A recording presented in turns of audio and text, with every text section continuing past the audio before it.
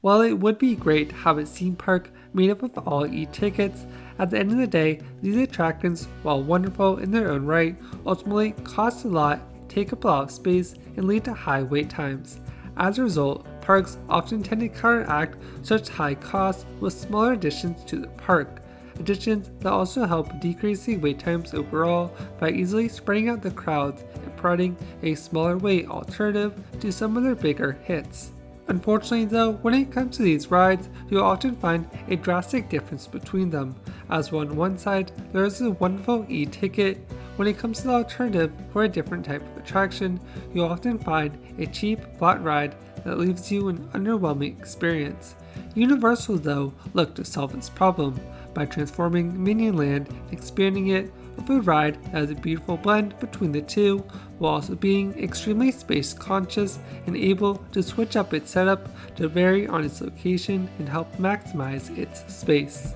So while it may not be the best ride, it's exactly what the park needs, and one of the reasons why Universal went ahead and greenlit a clone with some minor changes over at Universal Japan. This is the story of Villain Con Minion Blast and how it is the format for the future Universal attractions. One of the first main areas that this ride solved was that it took out the high wait times of a popular intellectual property at the parks and helped diversify it amongst other attractions, helping encouraging lower wait times throughout the park, as well as giving guests more time to shop and explore. Likewise, it also expanded on that popular area and provided an area that wasn't really highlighted in the park section before. This time it did so by bringing villains into the land, helping expand upon the already popular property and bringing along a new side to it, along with related shopping and dining experiences to really help further capitalize on this intellectual property while doing so in such a small space that helped increase the wait times of a smaller attraction, expand the ride into a show, with Villain Con Minion Blast taking over part of the Shrek 4D show building over at Universal Florida, as well as in Japan taking over Backdraft. And while the latter is really hard to see as it replaces a practical effects show with a screen heavy ride, at the end of the day is a great space utilization and a way to make the most wait times spread out throughout all the park.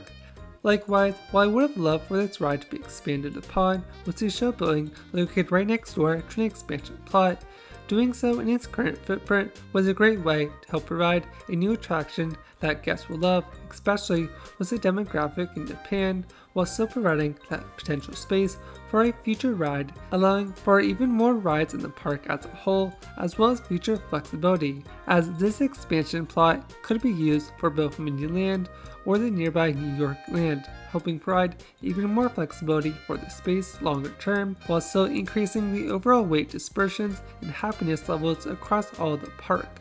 Likewise, when it came to Villain Con Minion Blast, it helped decrease the weights of their existing Minion Mayhem attraction, something that saw the same result in Orlando as well, as prior to the land's addition at Universal Japan, Minion Mayhem saw around a 60-minute wait, while after the ride's opening, it saw its waits go down by half. Meanwhile, Minion Blast goes up by 40-minute waits, helping provide the extra 20-minute waits that you lost, as well as attracting an extra 20 minutes on top of it. Likewise, on busier days, both attractions could still be just as busy. So, as a result of this, as well as a highly screen-dependent nature of the ride, Universal could easily fit all this into their nearby parks, helping choose to clone the existing Villain Con Minion Blast ride or bring new versions of the ride into their other parks. For example, you could replace the existing flat ride over at Universal Studios Hollywood and build Villain Con Minion Blast with some space to spare,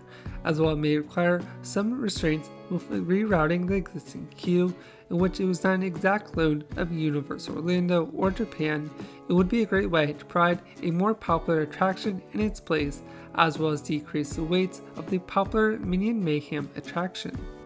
Furthermore, I could see Universal going back and looking at this ride's success and seeing how they could work such a ride system or other type of ride as a great blend between an e-ticket and a flat ride, in a way that still provides a fun and elevated experience that increases weights, but not so much where it costs a lot and has a high amount of space that it entails, helping provide that great blend of value that VillainCon Minion Blast looks to be the start of. In the meantime, for a more detailed analysis of VillainCon Minion Blast, you can check out this video here, in which I covered more extensively in Orlando's version, as well as my thoughts on it.